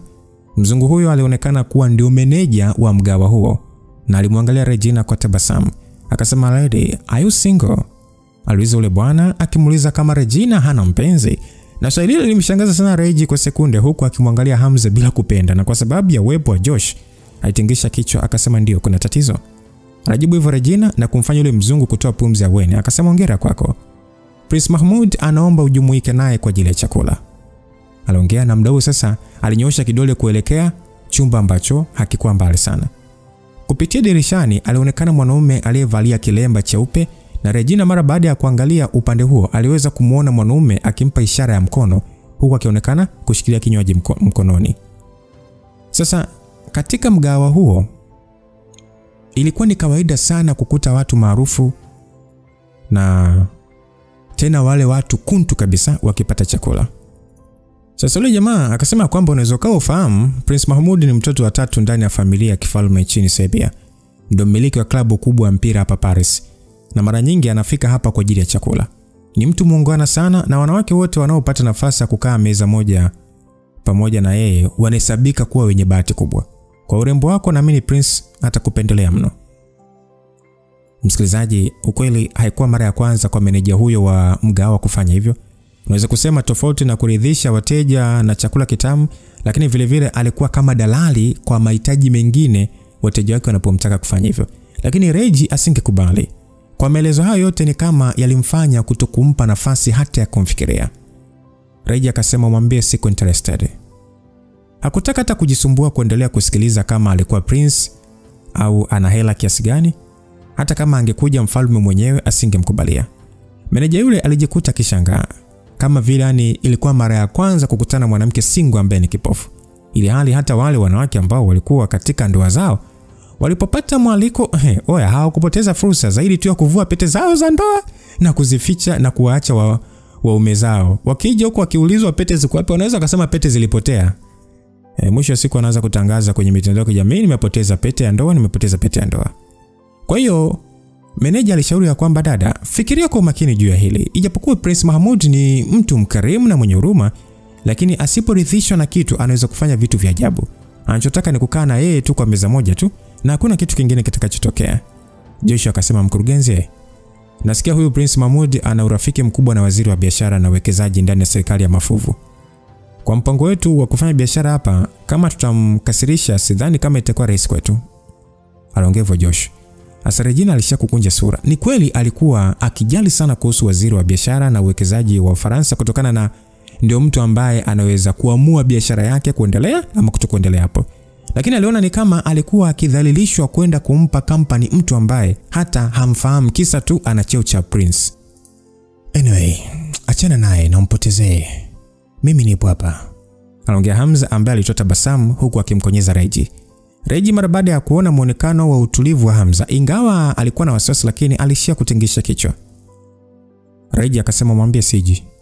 Meneja yule alishindwa kujizuia na kudharau ujinga wa Reji. Akiwa na sura iliyokunjamana, alishia kugeuka zake na kwenda ndani ya chumba kile ili kuweza kuelezea. Prince Mahmoud mara baada ya kuambiwa kilichoendelea, sura yake ilikunjamana na alionekana kumpa maelekezo mengine yule meneja ambaye alionekana kutingisha kichwa kuyapokea. Hamza na wengine waliona mwanamfalme yule pengine alikuwa na busara, hivyo ameachana na wazo la kuwasumbua na pale pale walijiandaa kwa ajili ya kuagiza chakula chao. Regina alijua Hamza ni mzoefu, hivyo alimpatia kitabu akimwambia amsaidie kumwangalizia. Hamza yeye hakujali na alichukua nafasi hiyo na kisha akaongea na mhudumu. Mhudumu alisema ya kwamba samahani sana, hakuna zaidi. White truffle zimeisha. Anaongea mhudumu na tabasamu la radhi kabisa. Upande wa Reji aliyekuwa akisikia kinyakyusa tupo, alionekana kuchanganyikiwa maana Hamza alivyoongea. Sasa kuuliza ni aina gani ya chakula? Hamza akasema ni mchanganyiko tu wa scallops na mboga za majani. Unaenda sawa kukiwa kuna white truffle. Ladha yake inakuwa nyepesi lakini tamu sana na inaendana na wewe sana. Lakini tu anasema eti truffle zimeisha. Sijui hata nini kinaendelea hapa. Reji akasema, basi tunaweza kuagiza tu kitu kingine kinachopatikana. Anaongea Regina. Na Hamza mwenyewe kuona hata haja ya kuangalia orodha ya vyakula na alimpa maelekezo mengine yule mhudumu. Basi alivompa yale maelekezo, yule mhudumu alitingisha tena kichwa kukataa. Akasema samani na zenyewe zimeisha. Hamza alishtuka akasema nini? Alisi kuna kitu kipo sawa. Akasema kama ni hivyo, ni kipi ambacho mlicho nacho? Sasa mhudumu naye akaongea Kifaransa akimaanisha kwamba hapo ndani kinachopatikana ni mvinyo pekee wa aina hizo alizotaja. Hamza alishia kukunja ndita na kisha aligeuza uso wake na kumwangalia Prince Mahmoud kwenye kijichumba na pale pale alimrushia mhudumu kile kitabu cha menyu. Akaambia kwamba wewe sema tu kila kitu kimekwisha kununuliwa na ule mtu, si ndio? Mhudumu akajibu kwa Kiingereza akasema samahani sana, kusema ukweli kila chakula kimenunuliwa na Prince kasoro nilivyotaja. Anaongea kwa Kiingereza na kumfanya Regina kuelewa. Reji akasema inakuwaje Prince kwa na tabia namna hii? Anaongea Reji akionekana kukasirika mno. Sasa akasema kama ni hivyo haina haja ya kula tena, tondokeni. Aliendelea kuongea. Asa Joshua hakutegemea mambo yatafikia hatua hiyo na alishia kuomba radhi akiwa na uso mchungu. Akasema nisamehe mkurugenzi, nilikosea kuleta hapa. Sasa Hamza mwenyewe akasema kwamba tuondoke. Kwa nini tuondoke? Anaongea Hamza huku muonekano wake wa utulivu ukipotea na ule wa ukali ukamvaa. Reji akasema kwa hiyo kama tusipoondoka tutaendelea kufanya nini hapa sasa? Tuendelee kunywa tu mvinyo? Prince ndo kafanya haya na anafahamiana na vigogo wa serikali, kwa hiyo utaweza kumfanya nini? Anaongea Regina akiwa hana furata kidogo. Hamza akasema kwa hiyo akiwa Prince ndio nini yani? Anathubutu vipi kunichokoza? Alafu niondoke bila kufanya kitu? Anaongea Hamza huku akisimama na tabasamu la wovu likiwa limeupamba uso wake. Asa Reji mara baada ya kusikia hivyo alikuwa na furaha kuona Hamza anamlinda, lakini alikuwa na hofu Hamza atajiingiza kwenye matatizo. Hiyo ndio ilikuwa hofu yake kubwa Regina. Sasa na Hamza mwenyewe hakuwa na masiara hata kidogo. Ila Reji akasema kwamba Hamza usikurupuke. Hii sio nchi yetu na tufahamiani na watu wengi. Hamza akasema kwa hiyo kwa sababu sio nchi yetu tuache watu wenyewe wanavyotaka, si ndio? Anaongea Hamza huku akigeuka na kutaka kuelekea kwenye kile chumba, lakini Reji alimshika mkono akasema usiende, wewe vumilia tu. Haina haja ya kuanza kujisumbua. Kwa hiyo vumilia tu. Mtu wa aina yake kama huyo tunapoteza muda wetu tu, kwa hiyo ni swala la kumuelewa tu. Hamza alishia kusimama huku akijiambia ni kama anacheleweshwa hivi. Maana alipanga kwenda ndani na kumtia ngumi. Hamza akasema nataka kumrekebisha tu. Reja akasema hapana. Wewe unataka kwenda kumpiga wewe. Wewe unajua itakuwaje baada hapo. Regina alikuwa na wasiwasi mno. Alijua kwa hela alizokuwa nazo huyo bwana haitakuwa ngumu kutafuta watu wa kuwaua. Lakini kwa wakati mmoja akiona Hamza anajikadiria kwa vigezo vya juu kudhania anaweza kutatua kila tatizo kwa kupigana. Sasa Josh akasema ya kwamba Hamza, alichoongea mkurugenzi ni sahihi, usikurupuke kutaka kupigana na Prince, sio swala rahisi. Mabodyguard wake wana bunduki pale. Hamza alishia kushindwa kufanya chochote baada ya kuona Regina anamzuia kutokana na kutokumjua yeye ni nani mpaka kutaka kuchukua hatua hiyo, lakini hata hivyo aliona ni sahihi kwa Regina kuwa na wasiwasi. Sasa baada ya kuona Regina ameomba sana, aliamua kutulia huku sasa akijiambia ni kwa ajili ya kumridhisha Regina tu, ila baadaye mbona atamrudia. Hamza akiwa serious akasema sawa sitoenda, lakini lazima nipate chakula hapa, siwezi kuhangaika tena. Regina akasema sasa utafanyaje sasa kama wamekataa kutuhudumia Unapanga kumpiga na mhudumu ama? Aliongea Regina huku akiwa na wasiwasi Hamza ataanzisha vurugu tena. Hamza akasema sio na wasiwasi. Nina njaa hivyo sitoshindana naye kwa sasa. Nataka kuongea na mmiliki mwenye huu mgahawa juu ya hiki kinachoendelea. Aliongea Hamza na kisha pale alimwangalia yule mhudumu. Sasa akauliza kwamba Matthew na mtoto wake Bernard wapo wapi? Aliuliza na mara baada ya mhudumu kusikia Hamza akiulizia kwamba Matthew pamoja na mtoto wake Bernard wapo wapi, alibaki kushangaa tu. Akasema kwamba saa unafahamiana na mzee Pako? Aliuliza na Hamza alitingisha kichwa. Matthew na Bernard Pako ni mtoto na baba na ndio wapishi na wamiliki wa mgahawa huo ambao pia ni maarufu sana ndani ya nchi hii ya Mafuvu. Mhudumu akasema kwamba kama una rafiki na mpishi wetu, kwa nini ukoongea mapema? Aliuliza mhudumu akionekana bado haamini. Hamza akasema mbona unauliza maswali mengi wewe? Waambie watoke huko ndani na wakija atajulikana na faimana nao ama la. Anaongea Hamza. Sasa yule mhudumu akasema wote hawapo leo. Rais anapokea wageni kutoka nje ya nchi na aliwaomba kwenda ikulu kwa ajili ya kusaidia swala zima la mapishi. Aliongea hivyo. Kama mpishi wa kimataifa ilikuwa kawaida mara nyingi kuitwa na watu wa serikali kwa ajili ya kuhudumia. Hamza akasema kumbe ndio maana naona baadhi ya vyakula vingi hapa ndani havivutii. Kumbe ni wasaidizi wao ndio wapo Anyway, kama ni hivyo unaonaje ukiwapigia simu? Mimi nitaongea nao mwenyewe. Aliongea Hamza na yule mhudumu alionekana kusita kidogo. Yule mhudumu akasema mimi siwezi kuwapigia, labda niongee na meneja, subiri kidogo. Aliongea mhudumu huku akaenda kumuita meneja. Sasa Josh alionekana kushangazwa na jambo lile na alionekana hakuwa akiamini kabisa. Akasema kwamba Hamza, unataka kusema kwamba unafahamiana na bosi hapa? Hamza akasema ndio. Mlivoniambia niwaeleze jina la huu mgahawa nikawaambia. Unadhani nani aliniambia maana yake? Aliyenielezea ni mmiliki wa hapa, bwana Matthew Pako. Joshua akasema ndio maana alikuwa sahihi sana kuhusu hii sehemu. Kumbe unafahamiana na bosi? Anaongea Joshua huku fry kirudi bwana. Akasema kwamba kama ni hivyo basi lazima tupate chakula chetu hapa bila tatizo. Reji akasema una rafiki pia na mpishi hapa? Mwanzo nilikuwa mshonaji nguo na daktari, sasa hivi ni mpishi tena. Mbona unaonekana unafahamiana na kila mtu mzito? Anaongea Regina aliyekuwa katika mshangao. Hamza akasema mimi ni mtu wa kujichanganya ndio maana. Anaongea Hamza akitoa tabasamu bila kuelezea zaidi. Sasa haikuchukua muda meneja alitoka akiwa na hali ya maswali kwenye sura yake. Basi meneja akauliza kwamba jina lako ni nani saa? Hamza akasema naitwa Hamza mzee. Meneja akasema sasa Mr. Hamza, kama kweli unafahamiana na bosi wetu, kwa nini usimpigie simu mwenyewe? Aliuliza meneja. Hamza mara baada ya kuambiwa vile alijifikiria kidogo na kujiambia kwa madaraja waliokuwa nayo Bernard na baba yake, kwa vigezo vipi yani hahifadhi namba zao? Kawaida kama angetaka kuwasiliana nao angetumia watu wengine tu, lakini Hamza hakuwa na muda wa kuelezea ukweli huo na akaaminika. Basi Hamza akasema nibadili simu na namba, mpigie wewe kisha nipe niongee naye mimi, atanifahamu tu. Aliongea na meneja alionekana kusita, lakini bado aliona sio vizuri kumdharau Hamza. Kama anafahamiana na bosi na ni marafiki itakuwaje kuhusu kibarua chake? Akasema okay, subiri kidogo. Basi meneja pale alitoa simu yake na kupiga namba fulani na muda mchache tu ikapokelewa. Sauti ya mwanaume aliyesikika kwa lugha ya Kifaransa ilisikika kwamba kuna nini? Meneja akasema, samahani Mr. Pako, kuna mgeni hapa akajitambulisha kwa jina la Hamza. Anasema ni rafiki yako. Mr. Pako akasema, Hamza? Hamza ni mtu kutoka nchi gani? Mimi sina rafiki na mtu huyo mimi bwana. Itakuwa na kudanganya. Anaongea Mr. Pako, lakini ni muda ule Hamza alinyakua simu ile kutoka kwa meneja akasema, ni mimi hapa. Anaongea hivyo Hamza. Basi ilikuwa neno moja tu na jepesi, lakini lilifanya upande wa pili kwa kimya kwa sekunde kadhaa. Matthew Pako ilionekana ni kama alikuwa kwenye mshangao au pengine hakusikia vizuri.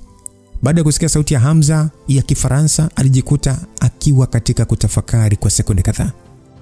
Akasema, "Oh Mungu wangu." Matthew alionekana kuhamasika mara moja huku akiongea kwa nguvu, na pale pale alituliza sauti yake na kuweka katika hali ya heshima.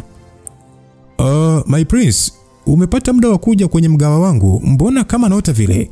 Kwa muda mrefu nilikuwa nikitamani sana hii siku ifike. Ijapokuwa nimekupikia sana kule kisiwani, lakini sikupata fursa ya kukaribisha kwenye mgawa wangu. Niseme tu kufika kwako kumetimiza moja ndoto yangu. Nina furaha sana. Mimi na mtoto wangu tulitarajia sana hii siku.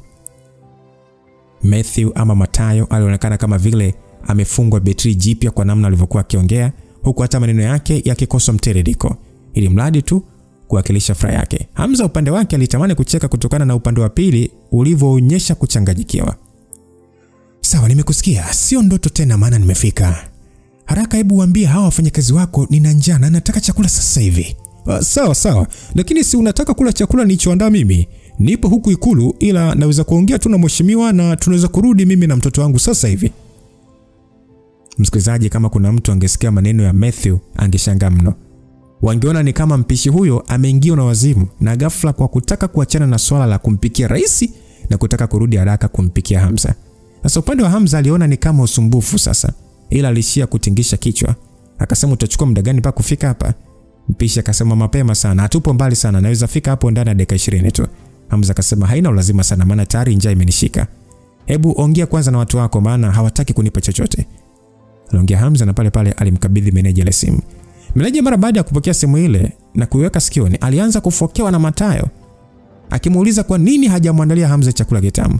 Meneja alianza kujitetea kwa kumtaja Prince, lakini alishia kuambiwa achane na Prince na amhudumie kwa sahani ambazo zina saini yake kabisa. Japo meneja hakuelewa sababu ya bosi wake kupaniki namna hiyo, lakini hakuthubutu kukataa kusikiliza maelezo hayo. Sasa baada ya kumwomba radhi Hamza, haraka sana alienda kuagiza wengine kuandaa chakula. Meneja na hudumu walijikuta wakishikwa na shauku ya kumfahamu Hamza ni nani. Hawakuelewa mtu kama yeye anaweza kumfanya bosi wake kumpotezea Prince Mahmoud na kuhudumiwa yeye tena kwa sahani zenye sahihi ya mpishi. Sasa mara baada ya kuona swala hilo limeisha namna hiyo, Reggie na Joshua walijikuta wakiona ni ajabu kweli kweli, hususan Joshua ambaye alidhani alikuwa akiota. Joshua akasema, shukrani sana kwako Mr. Hamza, yani ningedhalilika usiku wa leo. Hamza akasema, usijali, kwa bahati nzuri nilianza kula hot dog njiani, vinginevyo njaa ingeniua hapa. Anaongea Hamza huku sasa akishika tumbo lake. Basi Reggie akasema kwamba una uhusiano gani na Matayo? Naona hajali kabisa swala la uwepo wa Prince. Hamza akasema, usijali, anajua anachokifanya. Anaongea Hamza. Sasa haikuchukua muda, jiko lote lilijaa ubize na msosi mmoja baada mwingine uliandaliwa kwa kupambwa kabisa. Basi Hamza akacheka akasema, kuleni kabisa mshibe. Msio na wasiwasi kuhusu malipo, maana hakuna haja ya kulipa. Anaongea Hamza huku sasa akionekana kutokujali kabisa namna anavyokula. Mara nyingi chakula hicho cha kimagharibi kinaliwa kimagharibi pia. Swala hilo la Hamza kuandaliwa chakula lilimfanya Mahmoud aliyekuwa kwenye chumba chake binafsi kasirika mno, na pale pale alimuita yule meneja. Sasa akauliza kwa Kiingereza kwamba, meneja, si nimekwambia nitalipia kila kitu kilichopo jikoni? Kwa nini bado umewaandalia chakula? Meneja akasema, Your Royal Highness, because Mr. Pako and that gentleman are friends, we also provided them with additional dishes. But don't worry, we will be able to buy a lot of ingredients. We will make up for whatever you lack. Aliongea meneja akimaanisha kwamba kwa sababu ya Hamza kufahamiana na Pako ndio maana wamewaandalia na ziada, ila wasio na wasiwasi watamfidia. Asa Prince akasema, mwanaramu wewe, ina maana huelewi ninachomaanisha? Nimekataa wasiandaliwe chakula cha yoyote. Ina maana Pako ameanza kunidharau kwa ajili ya yule mtu? Meneja akasema, kuhusu hilo hata mimi sina uelewa, nimepokea tu maagizo. Alafu pili, yule bwana anafahamika kwa jina la Hamza. Wote wanaonekana kuwa wa Tanzania. Prince akasema, yani Mtanzania? Nidhani ni mtu mwenye cheo serikalini au tajiri. Ila kwa sababu mmeamua kunidharau na hamtaki kusikiliza maelekezo yangu, basi msinilaumu kwa nitakachokifanya. Aliongea na kisha pale pale alichezesha vidole vyake. Nyuma yake wanaume wawili weupe waliojazia mili, wenye vipara na vifaa vya masikioni, haraka sana walitembea kusogea alipokuwepo Hamza. Sasa meneja bado aliendelea kubembeleza.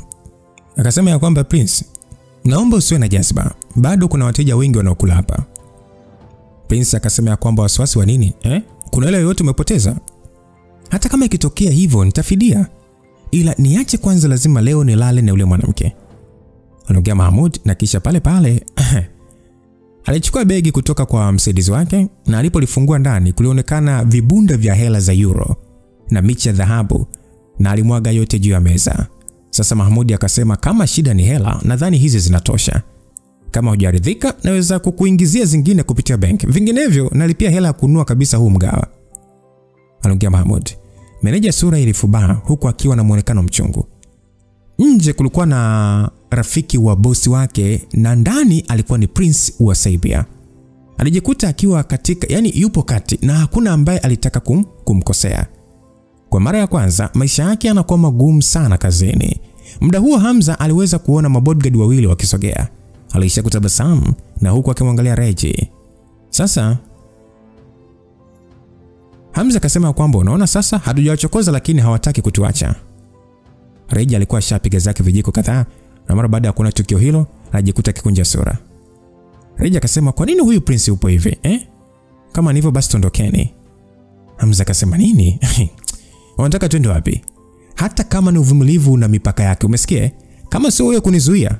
Yaani kama sio wewe kunizuia muda ule, aisee ningekuwa nimeshalitatulia tatizo mapema sana. Aliongea Hamza na hakutaka kumpatia nafasi ya pili Mahmud. Basi bwana. Mabodyguard wale wawili walikuwa wamefika tayari katika meza yao. Mmoja alinua koti la klasuti na kuonyesha bastora ya Desert Eagle, huku mwingine akipiga ngumi meza yao. Sasa bwana, jamaa akaongea kibabe akasema Prince wetu anamtaka huyu mrembo kwa ajili ya kula naye chakula. Aliongea kibabe kama vile sasa na Regina alikuwa ni mali ya Prince. Regina akasema staki. Aliongea Regina akionekana kukasirika, na pale pale alishika mkoba wake akasema tuondokeni jamani. Asole bodyguard mwenye kipara pale pale toa bastola na kuiweka juu ya meza. Akasema ya kwamba ni swala la wewe kuamua hili. Regina mara baada ya kusikia vile, uso ulibadilika pale pale na alimwangalia Hamza akiwa na wasiwasi. Wateja waliokuwa wakipata chakula mara baada ya kuona tukio hilo, walijikuta wakiwa katika hali ya hofu. Na baadhi yao walikuwa wakishikilia mikoba yao kwa ajili ya kuondoka, kwamba likitokea kutokea tu papa hao. Muda huo yule bodyguard aliyekuwa ameshikilia bastola ghafla tu alitoa sauti ya maumivu. Muda ule uma ilikuwa imepita juu ya kiganja cha bodyguard yule katika mkono ambao alikuwa ameshikilia bastola juu ya meza. Huku sasa uma ile ikipita hadi chini kutoboa na kufanya damu nyingi kuanza kumwagika zikichafua kitambaa cha meza. Yule bodyguard mara baada ya kufanywa tukio lile alijitahidi sana kuvumilia maumivu ya kuinua mkono kutaka kumpiga Hamza ngumi, lakini ngumi ile kabla haijamfikia Hamza alishainua kisu na kumchoma na kile kisu kwa mara nyingine. Kisu kile mara baada ya kupita kwenye vidole vyake alipoteza fahamu kutokana na maumivu. Sasa mara baada ya tukio lile, bodyguard mwingine haraka sana alichomoa bastola yake na kutaka kumlipua Hamza. Lakini Hamza spidi yake ni kama radi, kwani hata hakuelewa nini kilichotokea. Bastola hakuwa nayo tena. Bodyguard yule alikuwa katika hali ya mshangao mara baada ya gundua alikuwa amekwisha kupokonywa bastola, huku vidole vyake vikiuma mno. Ilionekana Hamza alikuwa ameuvunja mkono wake pia. Muda ule sasa anainua macho kumwangalia Hamza, alikutana na chuma baridi ikigusa paji lake la uso. Hamza akasema spidi yako ya kutoa silaha ni ndogo sana. Mtu kama wewe kuwa mlinzi, nadhani Prince wenu anao bahati mpaka sasa upo hai. Aliongea Hamza huku akiwa sasa anaendelea kutafuna chakula, na muda ule ule alifyatua risasi 4. Ijapokuwa recoil ya aina hiyo ya bunduki ilikuwa na nguvu mno, ila Hamza alishikilia na mkono mmoja tu bila ya kuyumba, huku akifyatua kwa usahihi mkubwa. Risasi zile zilikuwa kama moto wakati zikimpita yule bodyguard na kwenda nyuma yake. Bodyguard yule alikuwa katika hali ya kiwewe na alishia kufumba macho yake tu, lakini aligundua risasi zile zilipitia ubavuni kwake tu na kuathirika nazo kabisa. Hamza mara baada ya kumaliza kufyatua risasi zote, aliweka ile bunduki kwenye hoda katika kiuno cha bodyguard. Bodyguard alishia kulegea tu na kujikalia chini. Alikuwa na hofu kiasi kwamba sura yake ilianza kubadilika rangi. Wazo la kuwa katika milimita 1 umbali wa kifo ni swala lililomtoa ndotoni. Wageni wote waliokuwa wakipata chakula katika huo mgawa walishia kupiga makelele, huku sasa wakikimbilia nje, na hata baadhi ya wahudumu pia waliobaki ni wale tu ambao walikuwa ni majasiri pekee. Regina upande wake alikuwa katika mshtuko mkubwa sana. Hakuamini mtu ambaye Hamza alikuwa akimfyatua risasi ni Prince Mahmoud, tena ndani ya mgawa wa nyota 3 ndani ya nchi ya watu. Joshua upande wake alikuwa na hofu mno. Alishia kuweka mikono yake kichwani akiwa amechuchumaa chini. Kama isingekuwa Regina kuwepo hapo, angeungana na wengine kukimbia. Hamza alitumia uma kumzimisha na bodyguard yule mwingine alizimishwa na uma, na kisha alianza kutembea kusogelea katika kile chumba alichokuepo Mahmoud. Sasa mara baada ya kuingia ndani, aliweza kumuona bwana huyo akiwa amejificha chini ya meza. Risasi alizofyatua Hamza ilikuwa ni kwa ajili ya kumwogopesha pekee na sio kumdhuru. "Jitoe mwenyewe, la sivyo nitakupasua," aliongea Hamza kwa sauti nzito sana.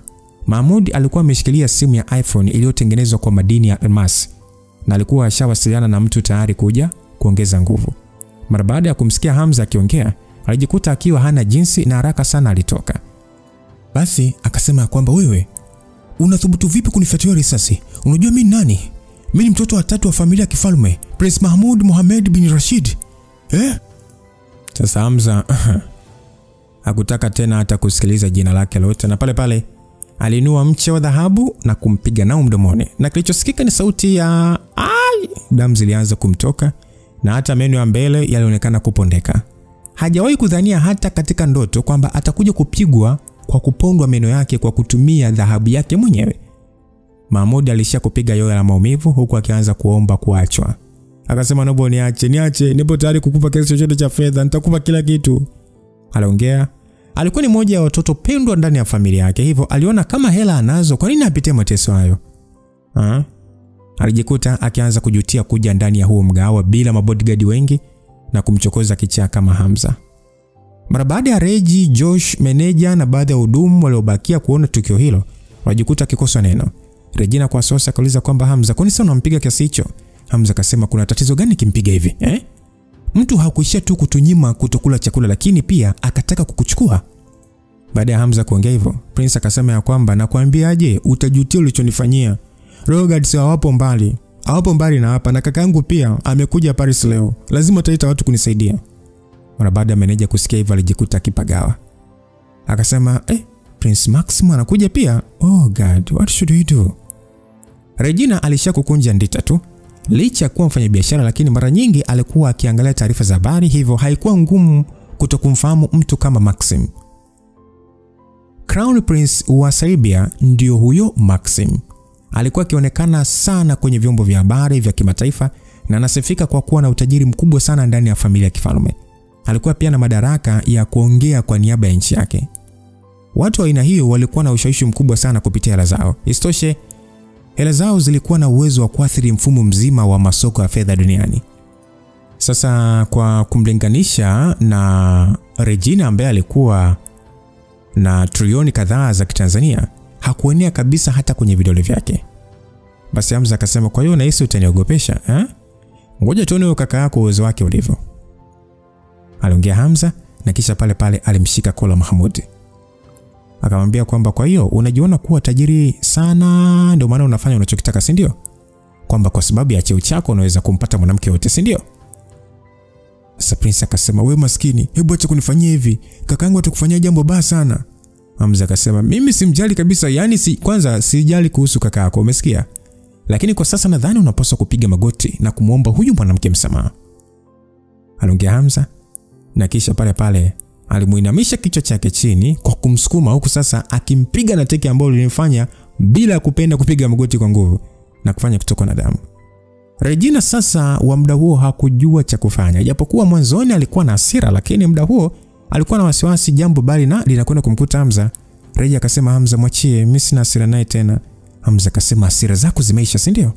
Ila za kwangu bado. Mudi yangu ilikuwa vizuri sana mwanzo, lakini huyu mtu kunifanya nisile chakula kwa utulivu ameniboa mno." Aliongea Hamza na pale pale alimgeukia meneja akamwambia, "Si umesema amenunua kila kitu ndani ya mgawa huu, si ndio?" aliuliza, na meneja bila kupenda alishakutingisha kichwa chake akisema ndio. Muda huo mgawa ulitisha msikilizaji, maana Hamza ni kama kichaa kimempanda. Hata baada ya Prince kusema kaka yake na walinzi wake wengine wanakuja, lakini Hamza hakuonekana kuwa na hofu na kuendelea kumletea fujo Mahmud. Hamza akasema kwa sababu amenunua chakula chote, sidhani itakuwa vizuri kuache viharibike. Nenda kalete kila alichokinunua hapa. Anaongea Hamza na kumfanya meneja kushangaa sana. Sasa meneja akasema lakini vitu ni vingi sana. Anaongea kwa kusita. Akaambiwa wewe leta nyama iwe mbichi iwe imeiva, leta. Siji uyoga, matunda nini, leta vyote hivyo vinavyobebeka kwa urahisi, beba, leta. Anaongea Hamza. Msikilizaji, japokuwa hudumu wengine walikimbia, lakini wale wachache waliobakia mara baada ya kusikia maagizo ya Hamza hawakupinga, kwani haraka walienda kuleta kama alivyoagizwa, wakiogopa Hamza anaweza kuwakasirikia na kuwalipua pia. Sasa haikuchukua muda, vitu vyote vya kuandalia chakula vililetwa. Kulikuwa kuna kila aina ya nyama, uyoga, aina ya truffles na kalve za kutosha tu. Wakati kila mmoja akishangaa Hamza anataka kufanya nini, pale aliokota pande la nyama mbichi na kulisindilia katika mdomo wa Mahmud. Hamza akasema kwa sababu unapenda kununua kila kitu, sasa utakula kila kitu. Anaongea Hamza. Sasa Mahmud mdomo wake ulikuwa umetapakaa damu. Na mara baada ya kuona pande la nyama mbichi, kichefchef kilianza kumshika. Sasa Mahmud akasema lakini haijaiva. Hamza akasema lakini sulinunua ikiwa mbichi. Aliuza Hamza huku kwa kumogopesha zaidi, alipiga ngumi kutani na kufanya jengo lote kutetemeka kwa uzito. Na jambo hilo sasa liliogopesha kila mmoja. Japokuwa Reggie alijua na kuzoea nguvu za ajabu za Hamza, lakini kwa watu kama Josh ilikuwa ni kama wanashuhudia mzimu. Upande wa meneja muda huo ni kama sasa akili yake inafunguka na kujua kwa nini bosi wake Pako alimfokea kwa kutokutii maagizo ya Hamza. Ilionekana alikuwa akiogopa kipondo. Sasa kipi ambacho kitakachoendelea mara baada ya kaka yake na Prince pamoja na Royal Guards kuweza kuingia hapo, na ni madhara yapi ama changamoto zipi ama shida ipi ambayo Hamza anajiandalia mara baada ya kumpiga huyo Prince? Japo Prince mwenyewe anaonekana kuwa ni mkorofi, lakini Hamza hasira yake ni kubugudhiwa wakati wa chakula. Yani hakuonekana kuwa na hasira kwamba Reggie anatakiwa kwenda, ila yeye alionekana kukasirika baada ya kubugudhiwa wakati akiwa anakula chakula chake. Kwa hiyo kipi ambacho kitakachoendelea? Lakini bado tuna hamu sana kufahamu. Kumbe bwana Saidi yuko na Serena. Serena muda wote alikuwaga yupo na Priscilla. Sasa hivi namuona Serena yupo na Saidi. Lakini raha yetu ama furaha yetu ama hamu yetu kubwa, naweza nikasema hivyo, ni kujua Lamla yuko wapi. Lamla yule ambaye alipewa nyumba akakae, je, kipi ambacho anamwandalia Reggie? Kwa sababu mimi na wewe tunaamini kabisa yule sio Lamla OG. Lakini tumejiuliza inawezekana vipi Hamza akashindwa hata kuhisi ya kwamba huyo sio Lamla OG? Kwa hiyo tutafahamu mambo mengi sana sehemu itakayofuatia msikilizaji. Kumbuka niliyekusimulia hii simulizi ni mimi Lucas Lumbas na mtayarishaji ni Sasingano. Niseme tu ya kwamba God be with you till we meet again. Bye bye.